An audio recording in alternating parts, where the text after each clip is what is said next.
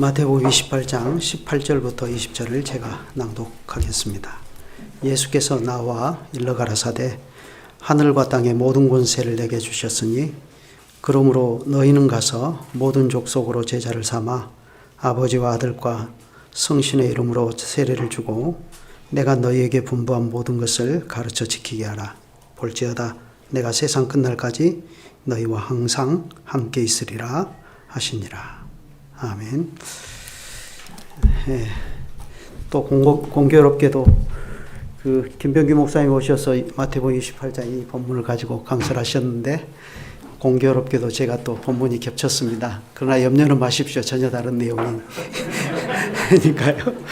또 같은 설교 듣나 그러지 마시고요. 성경 공부이기 때문에 제가 좀 자유롭게 준비했습니다. 여러분 오늘이 종교개혁 기념주일이죠. 종교개혁이 10월 31일 1517년 10월 31일 루터가 그 로마 교회의 교리와 그릇된 교회 생활의 관행들에 대해서 하나님의 말씀이 과연 그러냐, 하나님의 말씀을 한번 논쟁을 한번 해보자 해가지고 그걸 조목조목 95개 조항으로 나누어서 비텐베르크, 자기가 목회하는 비텐베르크 교회당 그 출입문에 탁 게시함으로써 종교개혁이 그게 들불처럼 퍼져서 유럽 전역으로 나가게 되었는데, 오늘은 종교개혁 기념주일이기 때문에 제가 그것과 관련해서 좀 교회의 표지에 대해서 생각해 보려고 합니다. 이 교회의 표지다 하면 이건 너도 나도 다 자기들이 다 교회라고 하니까 도대체 뭐가 교회냐? 거기에 교회가 있다는 것을 무엇으로 알 수 있느냐 하는 바로 그 문제입니다. 당시 로마 교회는 자기들이 참교회라고 주장하지 않았습니까? 그래서 로마 카톨릭, 자기들이 보편의 교회다. 그렇게 주장하면서 이 교회에서 개혁하고 나온 개혁자들을 향해서 너희들은 이단자들이다. 너희들은 보편교회로부터 분리된 분리주의자들이다. 그러니 회개하고 로마 교회로 다시 돌아오라. 그러지 않았습니까? 그러니까 이 로마 교회를 개혁하고 나온 개신교회 입장에서는 로마 교회의 그런 주장에 대해서 뭔가 성경적인 답을 내놔야 되는 상황입니다. 그래서 나온 것이 교회론이고 교회 표지 문제입니다. 그런데요, 이 문제가 21세기를 살아가고 있는 우리에게도 여전히 중요한 문제입니다. 우리 주변에 보면 정말로 다양한 교파들이 있고 교단들이 있고 또 교회들이 있지 않습니까? 심지어 어떤 교회는 저게 진짜 교회인가? 도저히 성경적인 기준으로 봤을 때 저거 교회라고 하기 어렵다. 그렇게 할 만한 교회인데도 버젓이 자기들이 교회라고 떠들어 되지 않습니까? 자, 그런 현실인데 그러면 그런 현실에서 우리는 왜 하필 개혁교회인 것입니까? 이렇게도 교단이 많고 교파가 많은데 그 중에서 우리는 왜 하필 개혁교회냐 이거죠. 제가 달포 전에 여기 왔을 때 교우 가운데 한 분이 오후 성경 공부 끝나고 잠깐 질의응답하는 시간에 질문을 하나 던지셨는데, 우리 은혜개혁교회가 여기서 흩어지지 않고 이 교회를 굳이 이루면서 개혁교회를 세우고 나가야 할 이유가 무엇일까요? 그렇게 이제 질문했을 때 여러분이 그 지점에서 생각하는 그 혼란스러움, 여러분이 느끼셨을 마음의 어려움, 상처, 이런 것들이 많이 생각났습니다. 그래서 제가 KTX를 타고 내려가는 내내 그것 때문에 마음이 많이 무거웠어요. 그래서 다시 여러분과 말씀으로 교제하게 된 이 시점에 충분한 답은 되지 못하겠지만 우리가 종교개혁 기념주의를 맞아서 교회의 표주의 문제와 관련해서 이것을 공부하면서 어느 정도 거기에 대해서 답이 되었으면 하는 바람으로 이 성경 공부를 제가 준비했습니다. 방금 말씀드린 대로 종교개혁은 1517년 10월 31일 우리 루터 선생이 로마 교회의 잘못된 교리들과 신앙상의 그릇된 관행들에 대해서 하나님의 말씀이 어디 그러냐 하고 논쟁해 보자고 95개 조항을 게시함으로써 촉발이 되었는데, 물론 루터 선생은 그렇게 해서 내가 뭐 종교개혁을 이렇게 해야 되겠다, 이 로마교회를 개혁해야 되겠다, 그런 생각을 한 건 아닙니다. 그렇지만 결과적으로는 하나님께서는 루터 선생의 그 95개조 반박문을 사용해서 종교개혁의 횃불이 전 유럽으로 퍼져나가게 하시지 않았습니까? 그렇게 해서 썩고 골마터진 이 로마교회를 개혁해서 이 땅에 프로테스탄트 교회, 다시 말해서 개신교회가 서게 하신 것입니다. 그 전까지는 유럽 사회에 물론 터키 쪽으로 가면 동방교회가 있었지만 그때까지만 해도 유럽 사회는 로마교회 하나였거든요, 교단이. 그렇게 해서 이제 개신교 교단이 최초로 생기게 된 것이죠. 그런데 이 개신교회, 이 프로테스탄트라고 하는 것은 저항하다, 뭐 항거하다 그런 거 아닙니까? 그러니까 이건 개신교회는 로마교회에 저항해서 혹은 항거해서 나온 교회인데 그 중에 이 개신교회가 로마교회에 저항하고 항거한 그 내용 가운데 하나가 바로 이 교회 문제입니다. 무엇가 교회냐? 거기에 교회가 있다는 것을 무엇으로 알 수 있느냐 하는 것입니다. 여러분 미용실에 갈 때 어떻게 가시죠? 미용실에는 고유의 그 심볼이 있잖아요. 돌아가고 있잖아요. 그러면 저기에 미용실이 있구나 하고 그렇게 찾아가지 않습니까? 그건 교회도 마찬가지입니다. 교회도 교회의 표지가 있는 것입니다. 그래서 그 교회의 표지를 보고 저기에 교회가 있다 하고 우리가 교회를 찾아가는 거죠. 그러면 대개 보면 사람들이 저기에 교회가 있구나라고 생각하는 게 뭐죠? 어떤 건물에 십자가라고 하는 조형물이 떡하니 서 있으면 저기에 교회가 있구나 하고 그렇게 찾아가지 않습니까? 그러면 여러분 그 십자가라는 그 조형물 그 자체가 교회의 표지인가요? 하나님의 말씀이 그렇게 가르치는가요? 그렇게 안 가르친다는 거예요. 그래서 개혁자들이 그 당시에 자기들에게 제기된 이 중요한 질문에 대해서 교회의 표지가 뭐냐라고 했을 때 성경을 부지런히 살펴서 찾아낸 세 가지 교회의 표지가 있습니다. 그게 뭐죠? 말씀의 순수한 전파, 성례의 바른 시행, 권징의 바른 실시 아닙니까? 그런데 이 세 번째 권징을 바르게 실시한다라고 하는 것은 사실 그 앞에 있는 말씀을 순수하게 전하는 것과 성례를 바르게 시행하기 위한 하나의 방편으로서 권징의 바른 실시가 있는 거죠.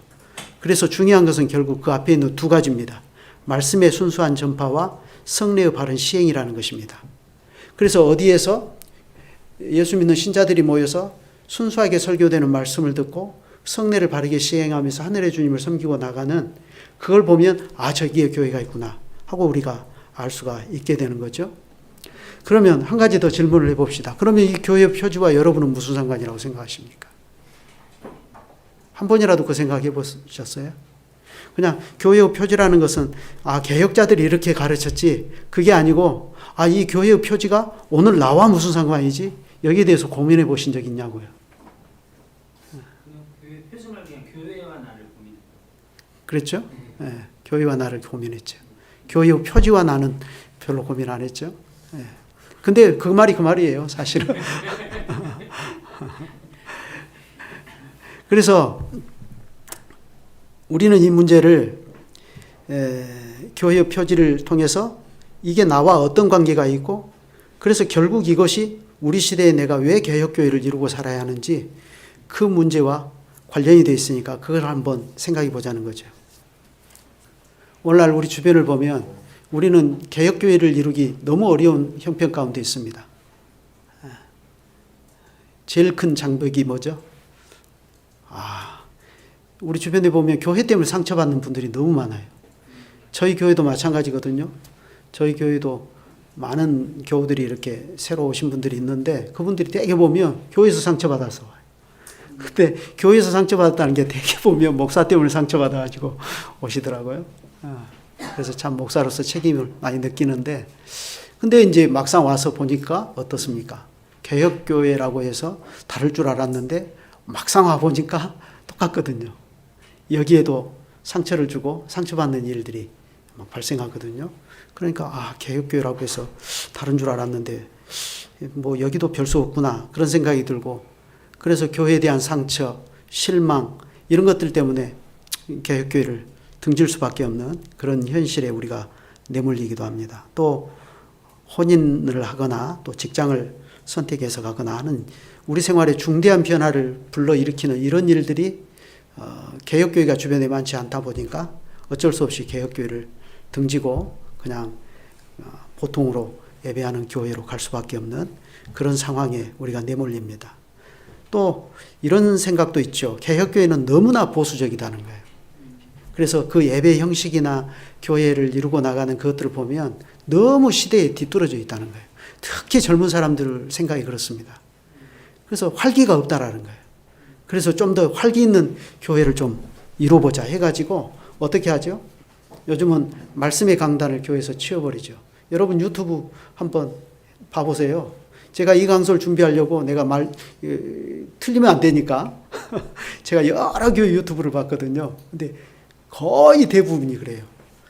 실제로 우리처럼 이렇게 예배드리는 교회들은 유튜브에 별로 나오지도 않아요. 유튜브에 떠있는 모든 교회들이 말씀의 강단이 없어요. 그냥 조그마한 이런 거 하나 있고요. 대신 말씀의 강단이 차지해야 할 그 자리는 뭐가 차지하고 있죠? 드럼이 차지하고 있고 기타가 차지하고 있고 찬양팀, 율동하는 사람들이 완전히 다 차지를 하고 있어요. 그러면 우리는 그런 현실을 어떻게 보아야 됩니까? 종교개혁 주간에 우리가 이 문제를 좀 생각해 볼 필요가 있는데 16세기 개혁의 선배들은 벌써 이런 문제를 그 당시에 고민을 했고 그 결과 그들은 우리 후세대들에게 이런 걸 가르친 거예요. 신자는 반드시 하나님의 교회로 가입해야 되는데 그러면 우리가 가입해야 할 교회, 거기에 하나님의 교회가 있다. 그걸 뭘로 알 수 있느냐? 그래서 교회의 표지가 뭐냐? 우리는 어떤 교회로 가입해야 하느냐? 하는 이런 것에 대해서 그 시대에 이미 답을 개혁자들이 다 우리에게 준 거예요. 그래서 오늘 성경 공부의 제목이 교회의 표지와 나인데요. 이걸 알기 위해서 먼저 우리는 교회가 뭐냐 하는 것부터 좀 생각을 해봐야 됩니다. 교회가 뭐냐? 교회가 뭐냐 그러면 이제 벌써 이제 머리가 무거워져요. 아, 웨스트민스터 신앙고백은 뭐라고 가르쳤더라? 하델베크 요리문답은 어떻게 가르쳤지? 네덜란드 신앙고백에서는 교회를 뭐라고 가르쳤지? 이제 이걸 가지고 이 시간 따지기 시작하면 한도 끝도 없습니다. 그래서 간단하게 정리할 필요가 있는데요. 보통 교회가 뭐냐 할 때 사람들은 그렇게 말을 하죠. 예수 믿는 신자들이 모여 있으면 그 모임이 바로 교회다. 예, 맞습니다. 그런데 그 말만으로는 교회에 대한 충분한 설명이 되지를 않습니다. 그러면 성경은 교회를 뭐라고 가르치죠? 교회에 대해서 성경이 여러 가지로 가르치지만 그중에 삼위일체의 구조를 가지고 세 가지로 간단하게 가르치죠. 첫째, 교회는 그리스도의 몸이다. 그렇죠? 그래서 너희는 그리스도의 몸이요 지체의 각 부분이라. 고린도 교회를 향해서 바울이 하는 얘기죠. 또 에베소서에서도 교회는 그의 몸이니 만물 안에서 만물을 충만케 하시는 자의 충만이니라 하고 이렇게 말하지 않습니까? 교회를 성자 그리스도와 관련해서 그리스도의 몸이다 했죠. 그러면 성부 하나님과 관련해서는 하나님의 전이다 혹은 성신의 전이다 이렇게 말하기도 하죠. 너희가 하나님의 성전인 것과 하나님의 성령이 너희 안에 거하시는 것을 알지 못하느냐 이렇게 말하죠. 또 바울이 디모데에게 한 얘기를 보면 만일 내가 지체하면 너로 하나님의 집에서 어떻게 행하여야 할 것을 알게 하려 함이니 이 집은 살아계신 하나님의 교회요 진리의 기둥과 터이니라 하고 이렇게 말을 하지 않습니까? 바로 이 점에서 우리는 교회를 정의함에 있어서 교회는 예수 믿는 신자들의 모임이다 라고 이렇게만 말하면 이건 성경적으로 교회가 제대로 설명이 안 되는 겁니다. 그럼 뭐냐? 교회는 예수 믿는 신자들의 모임이다 라고 하는 이 말에다가 교회는 그리스도의 몸이다. 교회는 하나님의 집이다. 교회는 하나님의 성신의 전이다 라고 하는 이 말을 덧보태서 생각해 보면 쉽게 알 수 있습니다. 이 말을 서로 묶어서 생각하면 어떻게 되죠? 교회는 그리스도께서 함께 하시면서 그분의 몸으로 삼으신 신자의 모임이다. 그렇죠? 그리고 또 교회는 하나님께서 거기에 친히 함께 하시면서 그분의 집으로 그분의 성전으로 삼으신 신자들의 모임이다. 이렇게 생각하면 가장 정확한 간단하고 정확한 교회에 대한 정의가 되는 겁니다. 자, 그래 여기에서 중요한 것이 이제 드러나죠. 거기에 그리스도의 임재가 있어야 된다는 거예요. 거기에 하나님이 계셔야 돼요. 여러분 성전인데 하나님이 안 계셔요. 성전입니까? 그건 사람이 성전이라고 믿을 뿐이지 실제로 성전 아니에요. 중요한 것은 거기에 그리스도가 계셔야 되는 거예요. 거기에 하나님이 계셔야 그게 성전이에요. 그게 교회입니다. 그런데 중요한 문제는 그러면 그리스도께서는 어떤 조건에서 거기에 임재하시는가? 하나님께서는 어떤 조건에서 거기에 임재하시는가? 이게 중요한 거예요. 그냥 십자가 조형물 탁 건물에 내걸고 거기에 무슨 교회라는 간판이 있고 거기에 신자들이 모여서 예배드리기만 하면 거기에 자동적으로 하나님이 계시다고 생각할 수 있습니까? 근데 그렇다라고 대답하는 사람들이 의외로 많습니다. 그래서 그 사람들은 지금도 교회당 건물을 성전이라고 하잖아요. 교회 건축할 때 성전 건축한다고 그래요.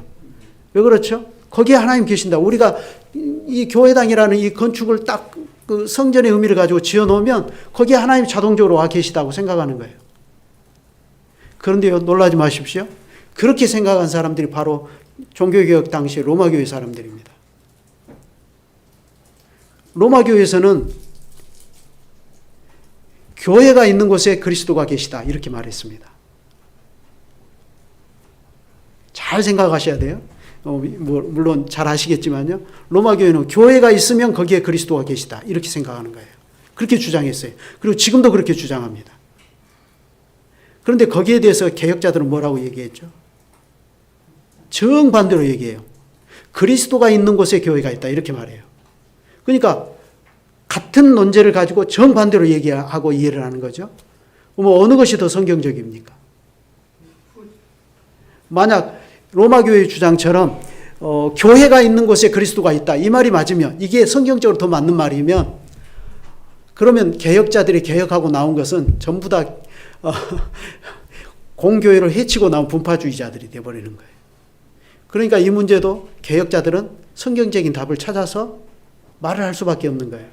그래서 개혁자들이 부지런히 성경을 연구해서 찾아낸 답이 뭐냐면은 교회가 있는 곳에 그리스도가 있는 게 아니라 그리스도가 있는 곳에 교회가 있다 이렇게 얘기를 한 겁니다. 그러면 이제 중요한 게 뭐냐? 그러면 개혁자들이 어떤 점에서 그러면 그리스도가 있는 곳에 교회가 있다 이렇게 말할 수 있느냐 이거예요. 그래서 그리스도의 임재의 조건이 뭐냐 이겁니다. 그래서 개혁자들이 그 성경적인 근거로 제시한 게 바로 오늘 우리가 읽은 마태복음 20장 28장 20절로 18절로 20절입니다.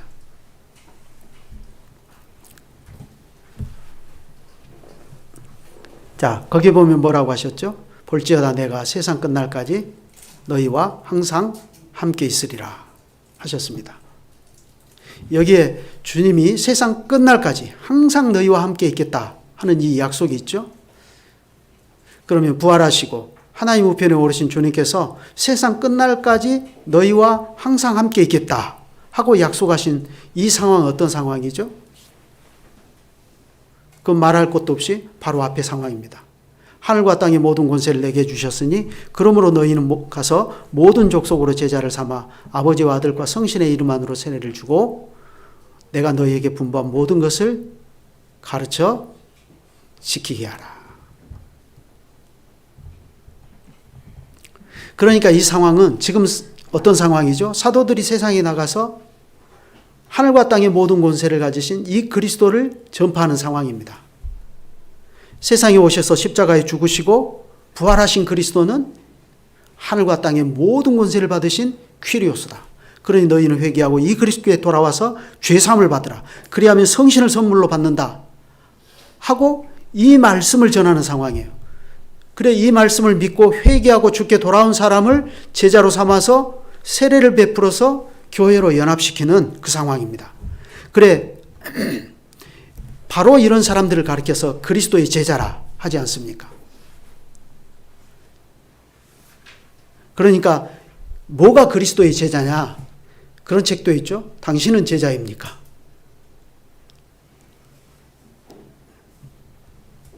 우리는 그리스도의 제자가 된다는 것을 어떻게 생각하죠? 개인적으로 그리스도를 닮아가는 것. 근데 이 말씀의 문맥을 보면 그게 아니라는 것을 알 수 있죠. 그리스도의 제자가 된다는 말은 세례를 받아서 그리스도와 연합하고 그리스도의 몸인 교회로 연합하는 그 일과 분리되지 않는다라고 하는 것을 알 수가 있습니다. 그렇기 때문에 이 사람들은 어떻게 되는 거죠? 그리스도의 몸인 교회를 이루고 그리스도께서 사도들에게 분부하신 모든 말씀을 사도들로부터 잘 배워서 그걸 함께 지키고 나갑니다. 바로 거기에 높이 되신 그리스도께서 세상 끝날까지 너희와 항상 함께 있겠다. 이렇게 말씀하셨어요. 자, 내가 너희와 항상 함께 있겠다. 이 말을 히브리어로 바꾸면 어떻게 되는 거죠? 여러분이 잘 아시는 단어? 임마누엘입니다. 그런데 이게 마태복음의 최종 마지막 말씀이거든요. 근데 마태복음은 이런 말로 시작하죠. 보라, 처녀가 잉태하여 아들을 낳을 것이요 그 이름을 임마누엘이라 하리라. 이는 번역한즉 하나님이 우리와 함께 계시다 함이라. 마태복음은 이 말씀으로 시작해서 그리스도가 세상에 오신 일을 쫙 선포하고 십자가와 부활로 구속을 이루신 일을 선포하고 그리고서 이 십자가에 죽으시고 부활하시고 높이 되신 그리스도께서 이러이러한 조건에서 내가 너희와 임마누엘 하겠다 하는 약속으로 마태복음이 딱 마치는 거예요. 그러니까 우리가 여기서 확인할 수 있는 것은 하나가 있죠. 그리스도께서 제시하신 임재의 조건입니다. 그리스도께서 그러면 어디에 임마누엘 하신다는 것이냐면은 첫째, 말씀을 전하는 곳에 함께 하십니다. 둘째, 세례, 곧 성례를 베푸는 곳에 함께 하십니다. 그리고 그리스도께서 분부하신 모든 말씀을 그들에게 가르쳐서 그들이 함께 지키고 나가는 거기에 함께 하겠다고 하셨습니다. 그런데 이 세 가지가 제각각이 아니고 셋이 긴밀히 연결되어서 하나죠. 거기에 주님이 함께 하신다는 것입니다. 언제까지요? 세상 끝날까지. 그리고 그것도 항상 함께 하겠다. 이겁니다. 그러므로 개혁자들은 교회를 말할 때 거기에 교회가 있다는 것을 어떻게 알 수 있느냐 할 때 그리스도께서 항상 함께 있겠다고 말씀하신 그 조건이 충족되는 거기에 교회가 있다. 이렇게 말하는 거예요. 그 조건이 말씀과 성례입니다. 그러므로 결국 그리스도께서는 말씀이 순수하게 설교되는 교회의 강단과 이 복음 약속에 따라서 세례와 성찬이 바르게 베풀어지는 그 자리에 함께 하신다는 것을 약속하셨습니다. 그러므로 그리스도의 말씀이 이렇게 순수하게 설교되는 곳에는 항상 뭐가 있죠? 교회의 표지를 그냥 개혁자들이 만들어낸 어떤 신학 이론으로 생각하지 않고 실제로 거기에 그리스도가 항상 함께 하신다라고 실제로 그 사실을 믿고 주님을 믿고 나가는 교회는 교회당 구조가 어떻게 되어 있죠? 항상 말씀의 강단이 우리처럼 딱 있고 이 자리에는 본래 성찬상이 있는 거죠. 아니면 양쪽으로 같이 있는 거죠. 우리가 지난번에 유럽 갔을 때 같이 가신 분들이 여기 계시죠. 하델베르크 교회 가보셨죠? 거기 여기 뭐가 있었어요? 세례단 딱 여기 있잖아요. 그리고 성찬상. 물론 여기 앉아서 성경 공부도 하니까 사람들은 뭐 소강대상 이렇게 말하기도 하는데 사실은 성찬상이에요. 세례단이 여기 있고 성찬상이 같이 있는 거예요. 이게 본래 교회의 예배 형태입니다. 왜 그렇습니까?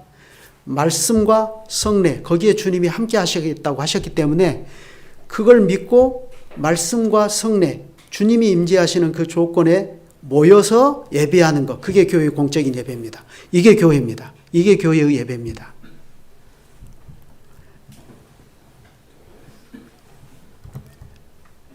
그러니 대대로 개혁교회에서는 말씀의 강단에 딱 붙어서 믿는 자와 그 자녀들이 세례를 받고 교회로 연합해서 성찬상에서 우리를 위해 찢기고 피를 흘리신 그리스도를 기념하는 떡과 잔을 먹고 마십니다. 그래서 온전한 예배는 성찬이 거행되는 자리죠. 그러니까 말씀과 성례라는 교회의 표지가 그대로 신약의 안식일인 주일에 공적 예배를 통해서 가시적으로 딱 드러나는 것입니다. 우리는 거기에 주님이 함께 하신다 하는 것을 믿는 것입니다. 실제로 주님은 오늘 이 자리에 함께 하십니다. 주님의 약속이 틀림없는 사실이라면요. 그러면 생각해 보십시다. 로마 교회도 설교 있습니다. 물론 좀 잘못됐지만 거기도 성례라고 하는 미사가 있습니다. 그러면 어떻게 되는 거죠? 로마 교회도 참교회고 거기에도 성례가 있으니까 거기에 주님께서 함께 계신다고 우리가 확신할 수 있습니까? 문제는 말씀이 있고 성례가 있지만 그게 타락해 버렸다는 겁니다. 로마 교회는 순수하게 사도들이 전한 그 말씀에다 뭘 보태죠. 사람의 선행을 보태야지 그게 공로가 되어서 우리가 온전한 구원에 이를 수 있다. 또 그리스도만을 온전히 경배하고 섬겨야 할 교회에 마리아 숭배, 온갖 성인 숭배 사상을 덧보태는 거 아닙니까? 그러니 말씀이 타락해 버렸어요. 그러면 좀 타락했을지라도 거기에 그리스도께서 계시다. 그렇게 말할 수 있을까요?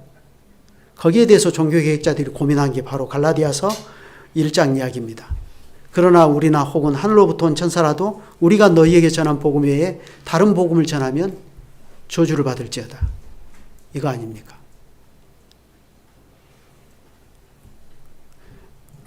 그러므로 개혁자들의 입장에서 보면 로마 교회는 타락한 교회예요.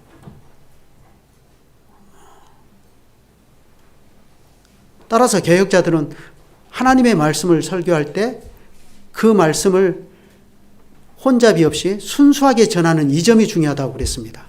순수하게 전해야 된다. 우리는 하나님의 말씀을 바르고 깊고 풍부하게 전하는 것을 중시하죠. 근데 그것도 좋지만 말씀을 순수하게 전한다. 이것이 중요한 겁니다. 그러니까 우리는 자칫 잘못하면 순수하게 전하는 것만으로는 만족을 못하고 바르다는 것이 순수하다는 것이니까요. 거기다 벽돌 한 장을 더 쌓죠. 깊고 풍부하게 전해야 된다. 이렇게 가면 이제 교회가 개혁자들이 우리에게 가르쳐 준 것보다 하나 더 단계를 세우는 것이 되는 겁니다. 그러니까 그건 우리끼리만 사용할 일이지 다른 개혁교회들에다 그걸 잣대를 들이대면 안 돼요. 그러면 이제 우리만 이상한 교회가 되는 거예요. 그러니까 순수하게 전하는 것이 중요해요. 순수하다는 것은 혼잡이 없는 상태를 말하죠. 사도들이 먼저 모범을 잘 보여주지 않았습니까? 후서 2장 17절에 보면 우리는 수다한 사람과 같이 하나님의 말씀을 혼잡하게 아니하고 곧 순전함으로 하나님께 받은 것 같이 하나님 앞에서와 그리스도 안에서 말하노라 하고 이렇게 말했습니다. 바울 당시에도 자기가 스스로 설교자라고 하면서 이 교회 저 교회를 순회하면서 설교하고 다닌 사람들이 너무 많았어요. 그런데 그 사람들은 하나님의 말씀을 전한다고 하면서 순수하게 전하지를 않았습니다. 어떻게 전했냐? 혼잡이 없이 전하지 않는다. 우리는 혼잡이 없이 전한다 이랬는데 그들은 혼잡하게 전했다는 거예요. 이게 무슨 말이냐면 상업주의로 복음을 흥정거리로 삼아서 전했다는 겁니다. 딱 보니까 형세의 유불리를 따라서 유리한 건 전하고 불리한 것은 감추고. 바울 당시에도 그렇게 했다는 거예요. 사람들이. 그런데요, 이게 바울 당시에만 그런 게 아니라 오늘날 소위 교회 부흥에 도움이 될 수만 있다면 복음의 순수한 것도 얼마든지 흥정거리나 타협거리로 삼으려고 하는 오늘날 상업화된 교회들에서 우리가 흔히 볼 수 있지 않습니까? 그러나 거룩한 사도는 그렇게 하지 않고 순전함으로 하나님께 받은 것 같이 하나님 앞에서와 그리스도 안에서 말하노라 했습니다. 요한계시록에도 보면 그리스도께서 말씀하시잖아요. 내가 이 책의 예언의 말씀을 듣는 각인에게 증거하노니 만일 누구든지 이것들 외에 더하면 하나님이 이 책에 기록된 재앙들을 그에게 더하실 터이요. 만일 누구든지 이 책의 예언의 말씀에서 제하여 버리면 하나님이 이 책에 기록된 생명나무와 및 거룩한 성의 참여함을 제하여 버리시리라. 그러니까 교회가 하나님의 말씀을 바르게 전한다는 것은 성경과 사도들이 전하여 준 복음을 그대로 받고 순수하게 전하는 것입니다. 그리고 또 생각해 보면 로마 교회도 성례가 있잖아요.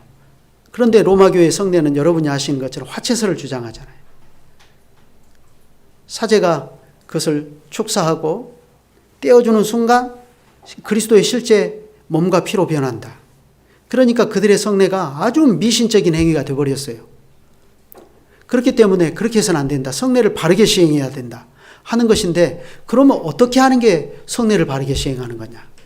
그래서 바로 그 점에서 루터, 즈빙글리, 칼빈이 각각 조금씩 다른 관점들을 가지고 있는 거죠. 그래서 우리는 칼빈 선생의 가르침을 따라서 영적 임재설을 우리가 따릅니다. 이게 개혁교회입니다. 그래서 거기에 성찬의 떡과 잔에 그리스도께서 영적으로 임재하셔서 거기에 두고 맹세하신 언약을 이루어 주신다라고 하는 것입니다. 그래 이렇게 말씀을 순수하게 전파하고 성례를 바르게 시행하는 거기에 그리스도께서 임재하신다. 그러니 이러한 그리스도가 계시는 그곳에 교회가 있다 하는 것이 우리 개혁파의 입장입니다. 그러면 생각해 보십시다. 그러면 개혁자들이 이렇게 성경의 교훈에 따라서 우리에게 가르쳐준 이 교회의 표지와 오늘날은 무슨 상관이냐 하는 것입니다. 이 문제는 내가 누구냐 하는 우리의 정체성의 문제와 관련된 겁니다. 오늘 본문에 보면 여러분 믿는 자를 누구라고 말하죠? 흔히들 크리스천이라고 하는데 본문에 보면 그리스도의 제자라 그렇게 말합니다. 제자로 삼아 아버지와 아들과 성신의 이름 안으로 세례를 주고 이렇게 말하잖아요. 그러면 제자는 누구죠? 제자는 그리스도를 부쫓아가는 사람입니다. 그리스도께서 어디로 가시든지 날마다 자기 십자가를 지고 이 그리스도를 부쫓아가는 사람이에요. 그러니까 이 제자의 특징은 뭐죠? 그리스도가 가시는 곳에 나도 갑니다. 그리스도가 머무시는 곳에 나도 머뭅니다. 그런데 이 그리스도는 어디에 머무신다고요? 교회의 머리로서 말씀과 성례를 바르게 시행하는 그 교회에 함께 하신다 하는 거예요. 그런 교회를 보호하시고 보존하시고 세상 끝까지 인도해 가십니다. 그래서 예수님이 마태복음 10장에서 이 말씀을 하시지 않습니까? 내 양은 내 음성을 들으며 나는 저희를 알며 저희는 나를 따르느니라 그러셨어요. 개혁자들이 교회의 표준을 말할 때 중요한 증거 성구로 또 제시한 게 이 말씀입니다. 교회가 뭐냐? 교회는 그리스도의 음성을 듣는다는 것입니다. 하나님의 말씀이 순수하게 설교되는 그걸 듣고 가는 것입니다. 그리스도의 말씀을 듣는 거예요. 천하 없어도 그리스도의 말씀 안 들어버리면, 그래서 목사는 여기서 순수하게 전하는데 회중은 단 한 사람도 그 말씀을 듣지 않아요. 그러면 그걸 또 그리스도께서 인정해 주실까요? 그러니까 말씀을 순수하게 전하는 것과 그 말씀을 하나님의 말씀으로 받는 회중이 있을 때 그게 교회예요. 그게 교회입니다. 그러니까 목사는 혼자서 말씀을 순수하게 그냥 허공에 대놓고 말할 수 없어요. 그러면 거기에 그리스도가 계시냐? 그럴 수가 없는 거예요. 말씀을 듣고 가는 양무리가 있는 거예요. 그런 양무리를 주님께서는 일일이 내가 저희들을 안다라고 말씀하셔요. 그래 그들의 이름을 각자 불러서 인도하신다는 걸 우리가 잘 알고 있지 않습니까? 그러니 저희는 나를 따르느니라 그랬습니다. 이게 교회입니다. 그리스도의 제자는 그리스도가 어디로 가든지 그분을 따르는 겁니다. 그래 주님께서는 이 교회에 이러한 약속을 주시죠. 내가 저희에게 영생을 주노니 영원히 멸망치 아니할 터이요 또 저희를 내 손에서 빼앗을 자가 없느니라. 그래 이렇게 그리스도께서 함께 하시고 영생을 위해서 그리스도께서 친히 세상 끝날까지 불러서 인도해 나가시는 그 교회를 다른 말로 하면 성도의 교제라 합니다. 그러면 우리는 이 성도의 교제를 어떻게 이해합니까? 하이델베르크 여리문답에서 너무나 잘 가르치지 않습니까? 신자는 모두 또한 각각 그리스도의 지체로서 주 그리스도와 교제하며 그의 모든 부요와 은사에 참여합니다. 이겁니다. 하나님의 백성이 우리는 이 성도의 교제에 늘 붙어 있음으로써 주 그리스도와 교제하고 그분의 모든 부요와 은사에 참여하는 것입니다. 그런데 만약 나는 예수도 믿고 하나님도 믿어. 그런데 교회는 안 믿어. 이렇게 말하는 사람들이 우리 주변에 너무 많죠. 그건 이 사람들이 성경에 있는 부분을 다 안 믿는 것입니다. 교회의 부분은 제외해버리는 거죠. 그러니까 그분들의 믿음에는 상당한 지금 허점이 있는 것입니다. 대단히 위험한 거죠. 왜 그러냐면 이 성도의 교제에 붙어서 그리스도의 지체로서만 우리는 그리스도의 모든 부요와 은사에 참여할 수 있는 까닭입니다. 그게 통상적이에요. 하나님의 말씀이 가르침이에요. 그렇기 때문에 그리스도가 함께 있는 곳에 나도 있고 그리스도께서 자기 교회를 인도해 가시는 거기에 나도 끼어서 교회의 지체로서 그리스도의 인도를 받고 살아간다 하는 것은 기독교 신앙을 참되게 고백하는 신자에게는 너무도 중요한 명제입니다. 이건 선택의 문제가 아닙니다. 우리가 그리스도만을 전부로 알지 않고 세상도 좀 사랑하면서 살아야지 어떻게 세상을 다 부인하면서 살 수 있어? 이렇게 생각하지 않는 한에는 우리는 이 교회를 어떻게 생각해야 되는가? 이건 선택의 문제가 아니라는 것을 알 수 있어요. 그럴 때 우리가 물어야 되죠. 당신은 그리스도의 제자입니까? 그럴 때 우리는 이 그리스도의 제자라는 이 개념을 개인주의적으로 생각하지 않고 교회와 붙여서 이해를 해야 되는 것입니다. 그래서 그렇게 생각하는 우리는 자, 교회의 표지가 이런 것이고 이 교회의 표지와 내가 어떤 관계인가를 생각하면 우리는 교회를 어떻게 생각하겠습니까? 시편에 있는 대로 만군의 여호와여 주의 장막이 어찌 그리 사랑스러운지요. 내 영혼이 여호와의 공정을 사모하여 쇠약하며 내 마음과 육체가 생존하시는 하나님께 부르짖나이다 하면서 참새도 주님의 장막에서 제 집을 얻고 새끼들 보금자리를 얻었는데 나는 뭐냐 하면서 주의 집에 거하는 자가 복이 있나이다. 항상 저희가 주를 찬송하겠습니다 하면서 이 교회를 그 심정으로 늘 대하고 그 심정으로 사랑할 수밖에 없는 겁니다. 그런데 요즘 우리 주변의 교회들을 보면 아까도 말씀드린 것처럼 개혁자들이 이렇게 너무나 중요하게 교회의 표지로 가르친 것들을 너무나 무가치하게 여겨버리는 것은 아닌가 하는 그런 생각이 듭니다. 말씀의 강단과 성찬상을 예배당 전면에서 치워버리고 찬양하는 사람들 드럼과 기타 각종 악기로 그 자리를 대신 채우고 그냥 해중이 떼창으로 뜨겁게 찬양하면서 주님의 임재를 요청하는 그런 일들이 우리 주변에 너무나 많지 않습니까? 그런데요, 해 아래 새 것 없습니다. 해 아래 새 것 없어요. 로마 교회가 말씀의 강단을 치워버리고 미사를 드리는 제단을 교회단 전면에 내세웠을 때 로마 교회가 어떻게 됐습니까? 하나님의 말씀을 듣지 못해서 로마 교회의 신앙이 완전히 미신으로 흘러버렸어요. 그래서 11월 1일 헬로윈데이 죽은 자의 영혼이 돌아온다고 하는 그때 성인들의 영혼을 불러서 자기의 구원을 부탁하고 나가는 그날을 하루 앞두고 루터가 그런 미친 짓 교회가 하는 것이 정당하냐. 그래서 10월 31일, 11월 1일 하루 전에 못 박아 이걸 논쟁을 일으킨 것 아닙니까? 근데 지금도 할로윈데이 한다고 저러다가 이 난리가 난 건데 오늘날 젊은 사람들이 좀 생각을 해봐야 돼요. 로마 교회가 그렇게 미신으로 흘러버린 거예요. 완전히 세상 사람이 가지고 있는 무속신앙하고 똑같이 돼버렸어요. 어디 뭐 누구 성인의 머리카락 한 톨이다 그러면 그 집에다 모셔놓고요. 박제해가지고 그 앞에서 절하고 기도하고 그런다고요. 로마 교회 신앙이 그렇게 됐어요. 그러면 오늘날 말씀의 강단을 치워버리고 찬양하는 사람들 각종 드럼과 악기들 그 앞에 내세우고 그래서 그리스도의 임재를 주관적으로 체험으로 떼창을 하면서 하려고 하는 이 교회가 시간이 지나면 어떻게 될까요? 뭐 시간이 많이 지나지도 않아요. 오늘날 이 기독교 신앙을 가지고 있는 한국 기독교 교인들의 신앙이 어떻게 돼버렸습니까? 완전히 미신이 돼버리고 이 그 무속 신앙을 가지고 있는 사람들의 신앙과 거의 비슷하게 돼버렸어요. 그냥 말로만 기독교 신앙이에요.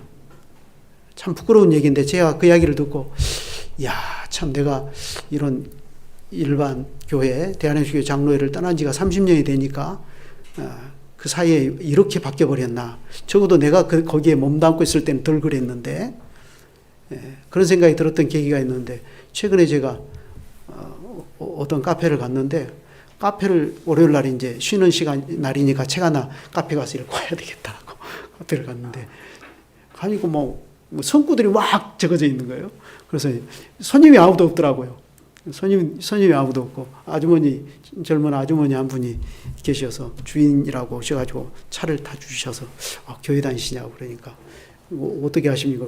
여기 성구들이 많아서 그런다고 그러니까 그렇다고 그러면서 그럼 손님도 교회 다니세요? 그러니까 예 그렇습니다. 근데 어떻게 하다 보니까 이제 제가 목사라는 것이 알려졌어요. 그러니까 이분이 아예 그냥 다 목사님 앞에 좀 앉아도 되겠습니까? 그래서 예, 앉으십시오. 그랬더니 상담을 좀 하겠대요. 그래서 목사님 무슨 상담입니까? 말씀해 보라고. 제가 이 카페를 하면서 하루에 50만 원만 벌게 해달라고 하나님께 기도했는데 하나님 들어주시대요. 그런데 하루 50만 원을 벌기 위하니까 손님들이 얼마나 많이 오는지 몸이 지쳐가지고 나중에는 아이고 하나님 이러다 내가 몸이 축나겠습니다. 하나님 20만 원만 내가 욕심 버리고 20만 원만 벌게 해주세요. 그렇게 기도를 했대요. 그랬더니 하나님께서 하루에 5만 원밖에 못 벌게 해주셨다고 15만 원 까버렸대요. 그래가지고 고민하다 이걸 접어야 되나 말아야 되나 그러다가 이걸 차라리 접고 내가 다단계를 좀 해야 되나 그래서 다단계 하는 것이 신앙적으로 어떤가요? 그래서 제가 이게 난감해가지고 있는데 마침 그때 아내가 전화를 해가지고 핑계 삼아서 얼른 빠져나올 수 있었는데 물론 빠져나오면서 그 이야기 했어요. 우리가 주님을 위해서 살겠다는 그 목표가 뚜렷하고 그러면 큰 틀에서 기도해도 하나님께서 살려주신다고 그러고만 왔어요. 그런데 내가 느낀 것은 그분이 신앙이 참 한심하다 이게 아니고 이 도대체 목사들이 어떻게 가르치냐 이거예요. 도대체 교회가 오늘날 교회가 이 기독교 신앙에 대해서 어떻게 가르치길래 이 신자들의 신앙이 이렇게 되느냐 이거예요. 그런데 그게 사실 우리들의 현실 아닙니까? 하나님의 말씀을 듣지 못하니까 이렇게 되는 거예요. 필시 그렇게 되면 하나님의 말씀이 교회에서 약화될 수밖에 없고 그래서 신자들의 신앙이 실제로 무속신앙처럼 변질이 되는 겁니다. 그런데 이런 것을 너나없이 수도권에 있는 큰 교회들이 하니까 다 너나없이 벤치마킹 해가지고 그렇게 하면 교회에 부흥되는 줄 알고 그렇게 하는 겁니다. 우리가 지금 이런 시대에 살고 있기 때문에 여러분 어떻습니까? 개혁자들이 하나님의 말씀을 부지런히 탐구하고 연구해서 교회의 표지로 가르쳐준 이것들 정말 소중하게 지키고 나가는 개혁교회는 더 필요하지 않겠습니까? 김홍준 목사님이 IRC 교회 연합을 결성하면서 헌장에 이렇게 선포를 하셨죠. 우리 주 예수 그리스도의 교회의 가장 아름다운 자태를 구현하기를 위하여 우리는 교회 연합을 형성한다. 여러분이 IRC를 부정하고 나오신 분들이 아니라 너무나 훌륭한 두 분의 감독 목사님이 소천을 당하신 뒤로 발생한 IRC의 퇴행을 보면서 그 퇴행을 어떻게 해서든 막아보려고 하시다가 이렇게 나오셨잖아요. 그럴 때 김홍준 목사님이 16세기 개혁자들과 다른 것을 전한 것은 없습니다. 한국 교회가 여기서 떠나고 있는 현실을 개탄하시면서 16세기 개혁자들이 우리에게 전해준 그 복음의 원형, 교회의 참된 예배와 교회의 살아있는 지체로서 이루어가는 그 기독교 신앙의 바른 생활, 그걸 회복하려고 한 거 아닙니까? 물론 교회의 퇴행을 막기 위한 계획은 멀고 험한 것입니다. 교회 안에 모르는 사이에 가시덤불과 엉겅퀴가 나고 그것이 자라서 점점 주변에 있는 알곡들의 순통을 조여오고 있을 때 그걸 알고 은밀하고 점진적으로 이루어지는 이러한 교회의 퇴행을 개혁해내는 일이 어디 쉬운 일이겠습니까? 개혁은 더디고요. 오히려 개혁을 외치는 사람들이 핍박의 대상으로 늘 교회 역사를 보면 전락했습니다. 교회 역사를 보면 항상 그래요. 그래 그것 때문에 힘이 빠지기도 하고 낙심이 되기도 하고 실망을 할 수도 있어요. 그럼에도 불구하고 우리가 눈물 골짜기를 건너가는 심정으로 오직 하나님께 엎드려서 주님의 자비를 구하고 여전히 말씀이 순수하게 전파가 되고 그 복음 약속에 따라서 세례와 성찬을 바르게 잘 시행하고 나가면서 말씀의 강단과 성찬상을 중심으로 삼위 하나님의 이름으로 모여서 그 이름을 참되게 부르고 나가는 이러한 교회를 우리가 세상 끝날까지 계속해서 이루고 살아야 하는 그 이유가 바로 여기에 있는 것입니다. 거기에 주님께서 세상 끝날까지 내가 너희와 항상 임마누엘 하겠다. 이렇게 약속하셨기 때문이에요. 그렇기 때문에 마태복음의 이 결론은 여전히 우리에게도 적실한 거예요. 우리는 주님이 계시는 곳에 내가 있어야 산다. 이 생각으로 사는 사람들입니다. 이게 교회의 지체로 내가 내 자신을 하나님 앞에서 발견하고 정체성을 그렇게 발견하면서 살아가는 우리들의 모습입니다. 거기에 주님께서 약속을 하시잖아요. 어떤 약속이요? 내가 저희에게 영생을 주노니 영원히 멸망치 아니할 터이요 또 저희를 내 손에서 빼앗을 자가 없느니라. 이 약속이 주님께서 임마누엘 하시겠다는 이 자리에 항상 있는 겁니다. 이게 우리가 개혁교회를 이루고 나가야 할 당위입니다. 우리가 그리스도의 교회의 살아있는 지체로 늘 살아가기를 힘써야 할 이유가 바로 여기에 있는 것입니다. 기도하시죠. 거룩하신 주님, 종교개혁 기념주일에 개혁자들이 하나님의 말씀을 파헤치고 연구하여서 우리에게 소중하게 보물처럼 내놓은 교회의 표지를 통해서 나의 정체성을 생각해보고 또 이 교회의 정체성을 생각해 보았사옵니다. 이러한 일들을 생각해 볼 수 있는 좋은 계기를 우리에게 주셔서 감사를 드립니다. 우리는 수없이 많은 다양한 교회들 속에서 우리의 신앙의 정체성을 도대체 어디에 두고 살아야 할지 늘 혼돈하고 그래서 방황이 그치지 않는 연약한 인생들입니다. 그러한 저희들에게 이러한 말씀으로 교훈을 주셔서 우리가 이 시대에 개혁교회를 이루며 하나님의 교회를 바르게 이루고 살아야 할 당위가 무엇인지를 가르쳐 주셔서 감사를 드립니다.